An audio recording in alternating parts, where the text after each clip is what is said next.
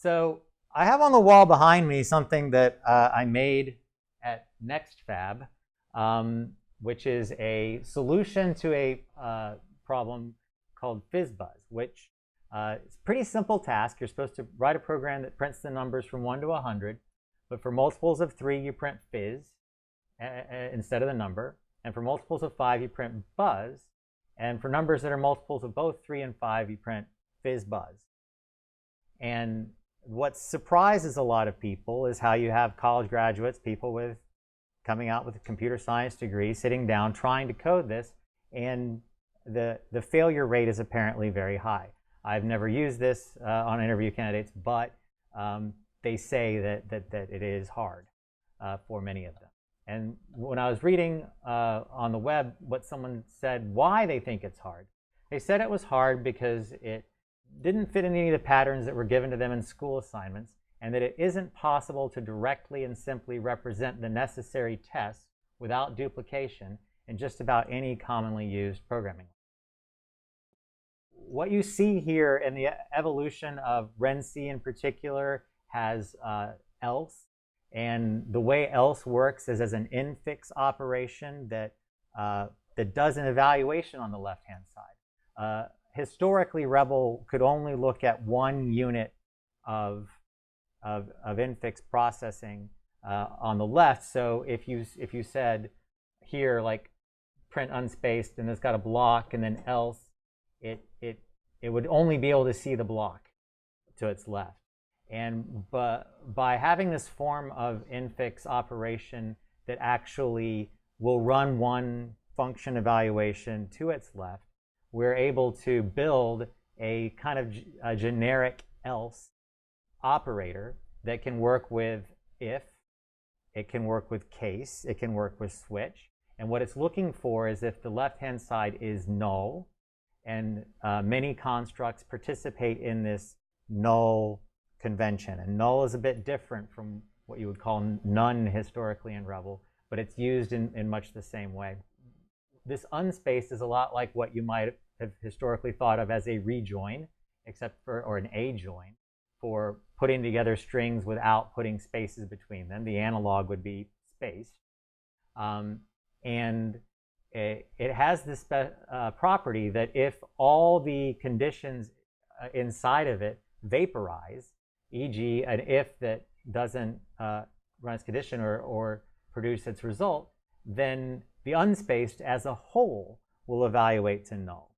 So here you see it producing that sort of canon case of not having to do the repetitions and having it just work. These parts, each one being a function, else is not any more built into the language than anything else. And in fact, there's a then, and then there's something, a repurposing of also, which is pretty creative, that uses some of the similar stuff. And yeah, it's very powerful for expressing. And so when I say this stuff about the Amish, I'm kind of making an analogy to their well-made, furniture that's not held together like IKEA with dowels or anything. This is laying down the pieces, having them slot in exactly where they need to be. And we're much closer, I think, than many other languages are to being able to do that. And I'm going to tell you a little story from film school. My production design teacher, he had actually gone to the same film school. He worked on a thesis project, but they were getting everybody together and trying to get them on the same page of well, what's the thing that the director and the editor and the production designers and everybody had to understand as the unifying vision. And one of those words that came up was timeless. And so he didn't want them to do any shots outside where you could see what kind of cars there were, and he wanted to make sure the outfits were pretty generic and could have been at any time, and no kind of, not to place it in any particular place. So there was a scene in which a girl is in a courtroom and she has a teddy bear. She brings it with her to the court, and so the production design teacher, he just made a prop list. One teddy bear, goes out, gets it, brings it. Day of the shoot, the the director looks at it and goes, it's not a timeless bear. And you wouldn't have seen that bear 50 years ago, and you're probably not going to see that bear in 20 years either. And so he had to go to the Build-A-Bear workshop, and they wouldn't just give him the bear. He had to go through the whole adoption process. And he's like, I got to get back to the shoot, but it was a long thing.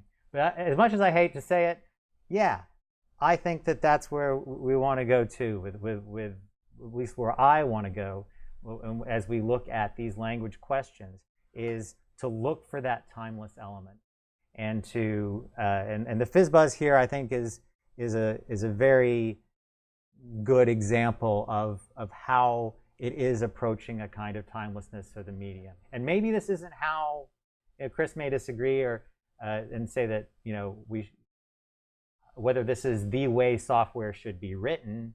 I don't know, but I mean I've always been a big believer in functional programming as an answer, but I think it's part of a set of solutions, and I think that we're looking at it in a way it's certainly a different perspective than what other people are doing, and it's shown a lot of promise, and it's shown a lot of cool stuff. So I think it's cool even if it's just a work of art, which is kind of how Carl looked at it. As I said, I think this last year's theme, I called it Elevating the Art. There's a lot of changes that I think have really moved the language ahead in terms of expressivity and power. So I hope that that trend continues, and I hope you guys are on board to stick around and keep doing it with me.